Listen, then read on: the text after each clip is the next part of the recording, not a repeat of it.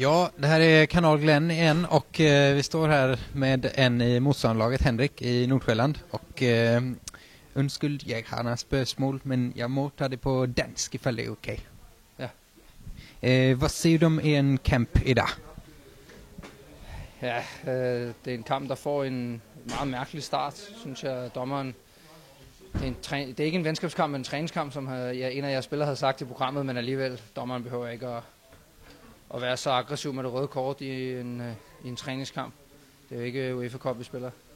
Tycker du ikke, at den målmand skulle blive udviset? Nej, altså man kunne give ham en advarsel og så spille videre. Jeg synes, det er lidt mærkeligt, men altså kampen fortsætter. Vi havde en målmand med. Han kommer ind og gør det fint, så alt i alt okay. Ja, yeah. Hvad tycker du, havde ni nogen bevægelse i dag?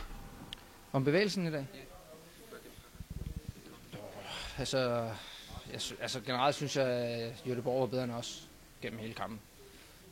Vi viser kun, hvad vi kan en gang imellem, og jeg synes, IFK virker, som om de er lidt længere fremme, end vi er. Er IFK Göteborg det bedste laget, du mødte?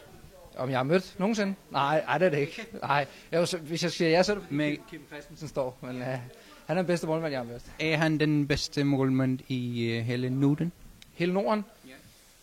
Ja, det synes jeg. Er han den bedste, kan han blive den bedste målmand i hele verden? Måske. Det er op til ham selv. Han er jo oppe i årene efterhånden. Ja. Undskyld, sidste spørgsmål. Når I nu tager den båten hjem, kan det være sådan, I tager den lille? Om vi får en lille en? Ja, den lille. Nej, det tror jeg ikke, vi gør. Nej. I tager den lille på båten, så tager I den store?